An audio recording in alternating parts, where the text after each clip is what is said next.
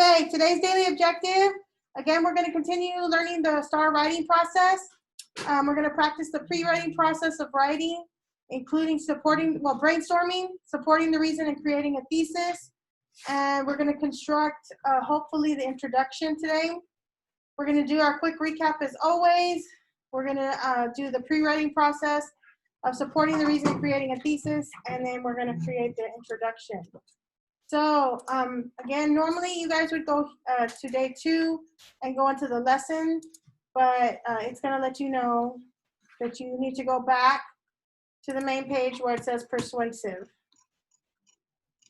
I do have tutoring this afternoon, so if you're going to stop by, let me know. So before we start this, what is a bias? Y'all don't know what a bias is? Oh, no, bias is an opinion that's personal experience. An opinion that's based on personal experiences, yes. Are all biases bad? No. No. What about racism? It's a form of bias. So all racism is a bias, but not all biases are racist. So racism is basically a bias with some hate thrown in. Okay, on my spectrum. What's my spectrum of bias?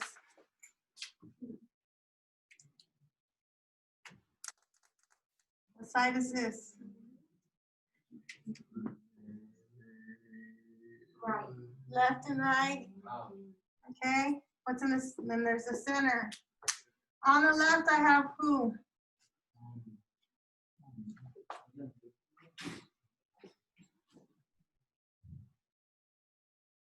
Liberals. And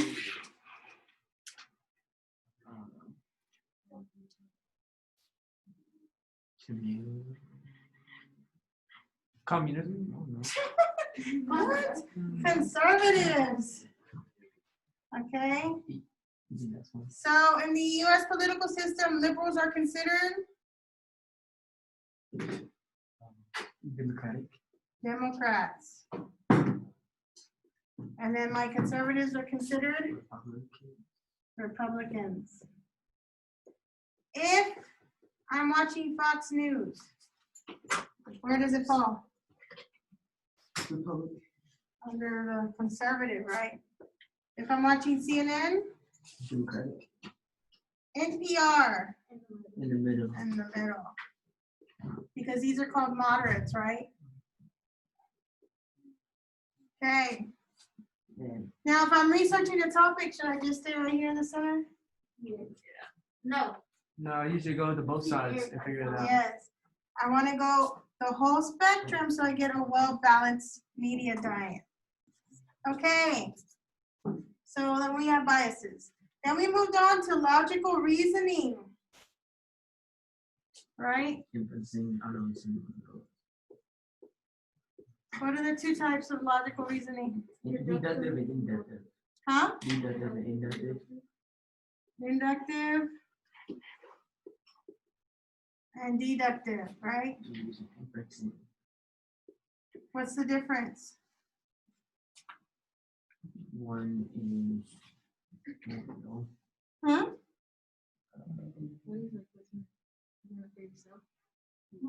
Okay, so one goes from a specific evidence and goes to a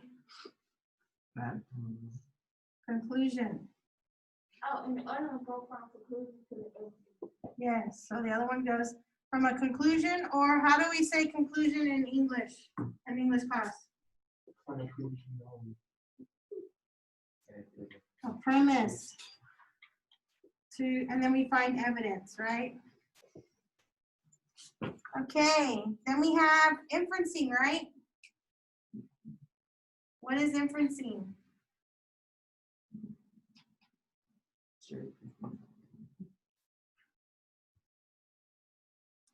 Anybody? When we get little clues, right? Honestly, I would know that some of these Well, that doesn't help. Okay. Inferencing is when we take the clues or the hints to support our conclusions, right? So writers imply and readers infer. So if you see me running down a hallway with a whole bunch of people, and what conclusion could you come to? Y'all got in trouble. We got in trouble, something's going on. Just so you know, if you ever see Miss Garcia running, there must be a problem, so I'll take off running too. Because Miss Garcia does not run unless her life depends on it. So, but then you can start using the little hints, right? People are panicked, they hear noise in the background, so something bad's going on, right? All right, so then we have logical fallacies. What are those? Something that makes your argument weaker. It makes your argument weaker because they're unsubstantiated, right? There's not enough information to make them true. What is bandwagon? What every person does and the kind of something. That's the popular one, right? Cherry picking? Shoot. What is cherry picking? You choose the information that you want to hear. Yes, you choose the information that you want to hear. Thank you. Okay, what's the most petty? Ad hominem. Right. Why? They target something that They target the the person. person. Okay. What if I have a red herring? Ooh. Something to throw you off.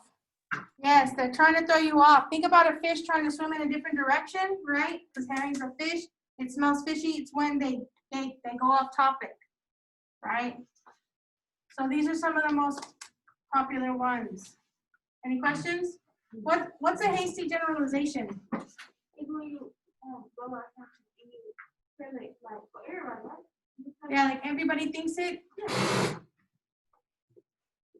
Also, we can call it a bias. Okay, any questions? So we try to avoid these, right? Because they make our arguments weaker. When we're also looking at arguments, we look at rhetorical appeals. What does rhetorical mean? To not be answered. No, that's a different way of thinking it. A rhetorical appeal is trying to do what? Restated. Trying to persuade you. Okay? There's 3 types. According to Aristotle, what are they? Yes, ethos, pathos, logos. Okay. Ethos appeals to credibility. How do I do that? My background, my knowledge, right? My awards, those types of things. Pathos appeals to my emotions. How do they do that? Music, images, powerful words. Logos appeals to we use statistics, but it appeals to my logic. And we use facts and statistics for that. Do I have to use all 3 for my appeal to be successful? No, but it can make it stronger, right? All right, so from that, we moved on to start writing. What is the minimum score you have to make on the English starter pass? 37.75. The test is broken into 3 components. What are they? What are we working on today?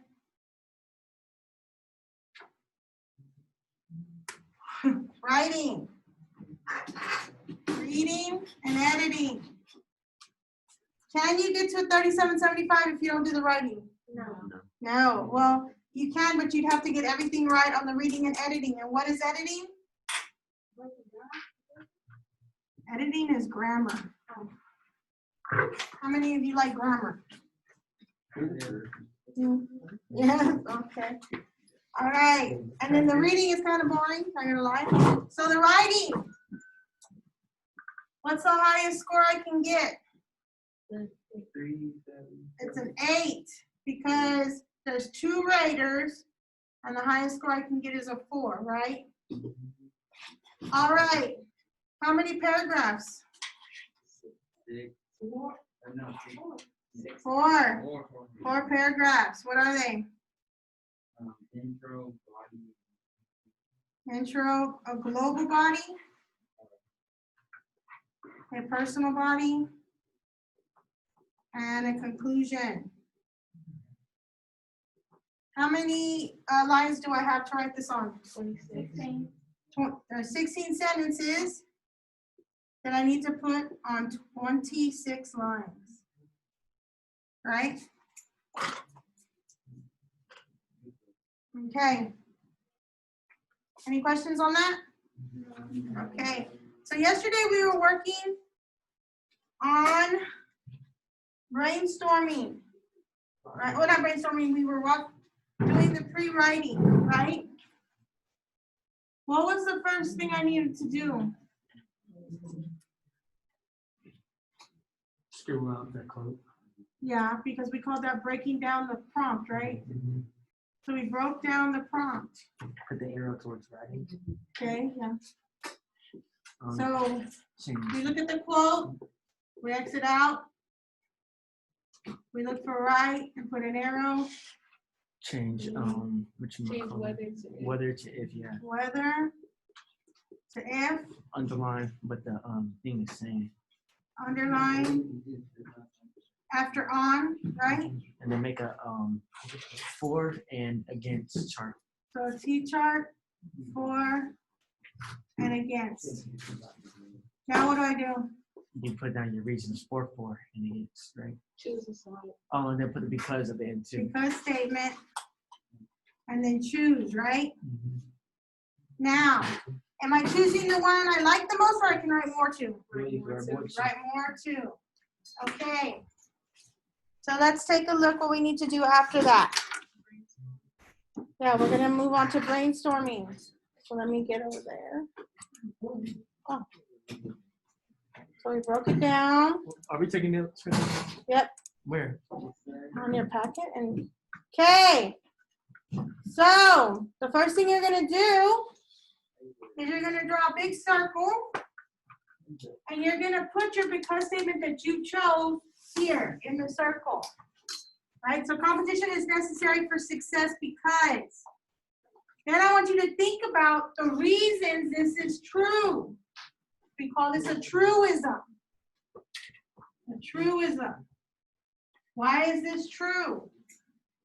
So you need to come up with at least 3. It makes it easier. Okay? You place those reasons in smaller circles. So this is from last year, was it increases your determination. You cannot get anywhere without it. It drives you to reach your goals and it pushes you to be the best. Then you think about which one can I find the most examples for, or do I know the most examples for? And then you circle it because that is the one you're going to use, okay? It doesn't necessarily be the one that you have to agree with. It needs to be the one that you can write the most to, right? Any questions on that? We're going to go through it step by step in a minute. Okay. Once you do that, you create another T-chart. Global and personal. But you do a global and personal. When I say global, I want you to think outside yourself. In the world. TV, books, news, right? Anything, something that you've heard from somebody else. Something outside yourself. Personal is things that you personally have experienced or seen. Okay? Do these necessarily have to be true, especially the personal? No. No, you just need to be convincing. There it is. Okay? So you want to make sure that you know enough information about your examples. And so here, like, you could actually brainstorm here and say, okay, the Olympians, you know, my friend so-and-so, right? You could do whatever, and then you choose the one that you can write the most about. Okay. So let's actually practice this.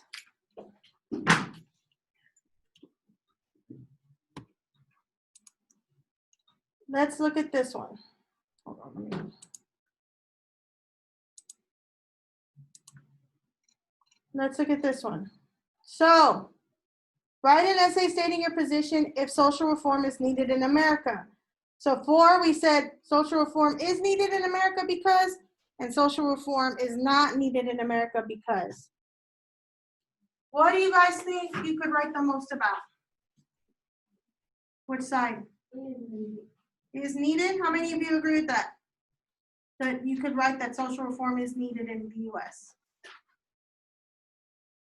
Can we go with that one? Yes, no? Can't hear you. So what do we do? What do we do? We circle it. I need y'all to speak.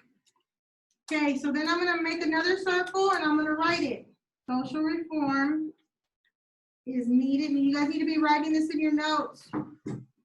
In America, because. What are some reasons? How do I know this to be true? Somebody, anybody? Guys, come on. How do I know that social reform is needed? Because all the movements that are going on. Okay, so because all the movements going on are proof, right? Okay. Miss Garcia, I have to go to the school right now. Is there any way that I can watch this later and then leave right now? Yeah, that's fine. Okay, thank you. Have a wonderful day. Thank you. Okay, so because all the movements going on are proof. Well, let's think about that. Let's expand on that. What are they proof of? That America is trash. Did you say that America is trash? No. No, I mean, Sure. I mean that America needs more social. That because America needs more social reform? Well, why? Because of all the problems that are going on. What do we call those? Issues. I don't know. Problems. Bad government. Okay. What do social reforms target? We talked about this. To reform society in a better way that it wasn't in the beginning. Huh? Okay, let me get you. Okay. So to reform society, okay. Don't they target social issues? Yeah. Okay. So social reform is needed in America because there are a lot of social issues. Yes, ma'am.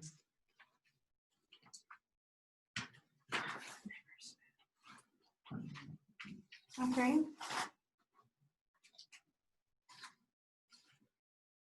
So let's think about some of those social movements. What are some of them? Black Lives Matter. Black Lives Matter. What is the point of Black Lives Matter? That Black lives are equal to white lives. So because the US has what right now?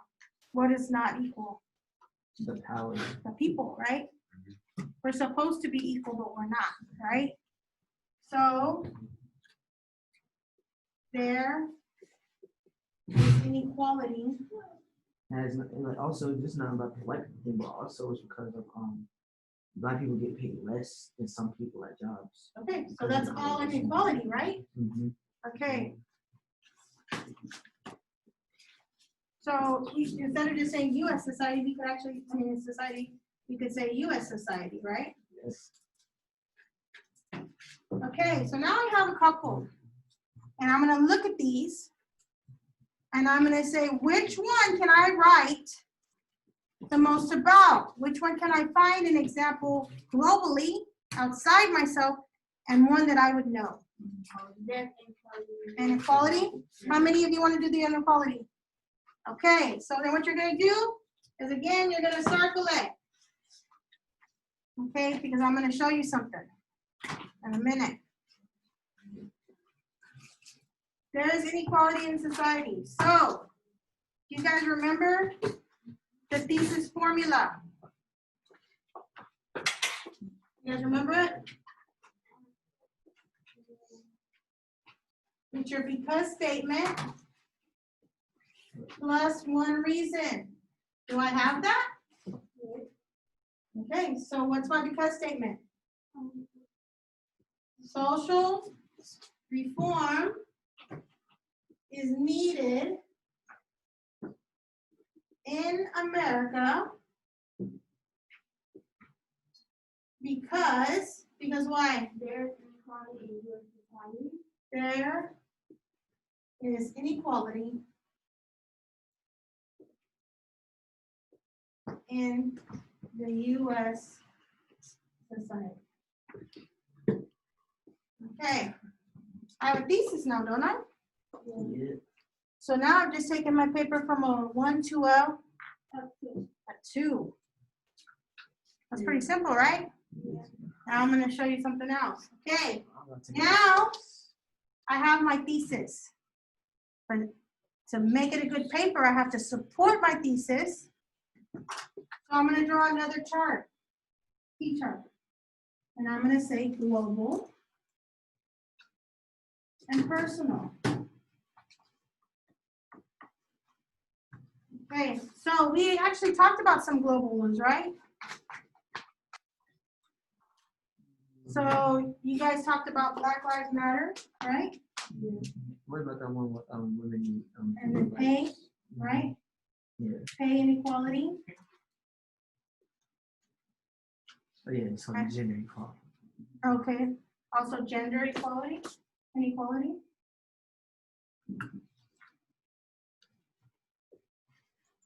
Right, so because we didn't say specifically, right, what kind of inequality. So here's what you could do. You could talk about Black Lives Matter, right, because that's based on ethnicity and race, right? But then specifically, for me, I could talk about the gender inequality tied in with the pay inequality for me. Because as a Latina woman, I get 30 cents to every dollar. A white man gets. Go slap the government. Okay, I get paid the least. So now I've used 2 different types of examples, right, to show that there's inequality. It's not just about race and ethnicity, it's also about gender and pay. That's a pretty strong argument right there, right? But even if I just chose Black Lives Matter and then I talk about something that happened to me specifically where I was treated differently, that's still good support, right? Because not only is it happening out in the world, but I know firsthand that it's happening. Okay? So this is what's really going to make your paper stand out. It'll seem formulaic, right, up to this point, but the examples that you use are going to make your paper stand apart. Now, remember when I told you the introduction has 2 sentences, right? What 2 sentences are they? There's a specific, there's 2 sentences and they're in a certain order. The thesis is the second sentence. What's the first one? Introduction. Nope. Huh? It's the acknowledging the other side. Because whenever you try to persuade somebody, you want to acknowledge the other side because that indicates that you know what the other side is, so now I can argue against it. Do I know what the other side is? Or do I know it?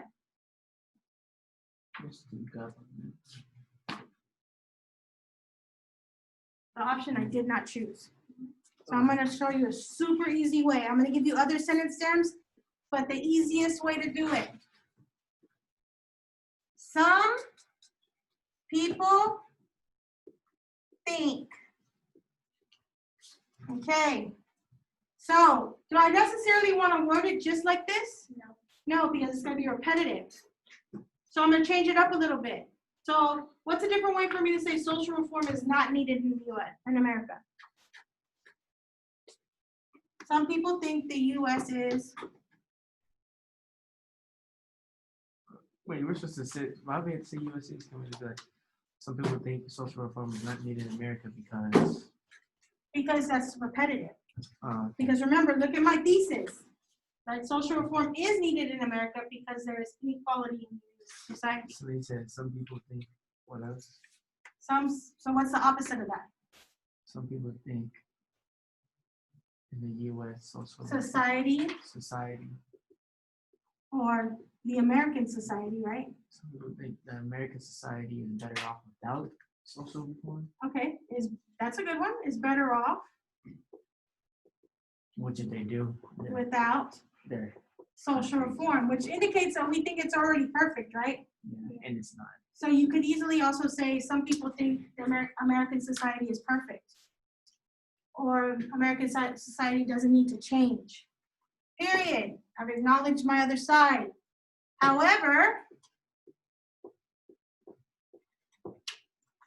I think, and normally you wouldn't use I, but in Start Writing you will, I think social reform is needed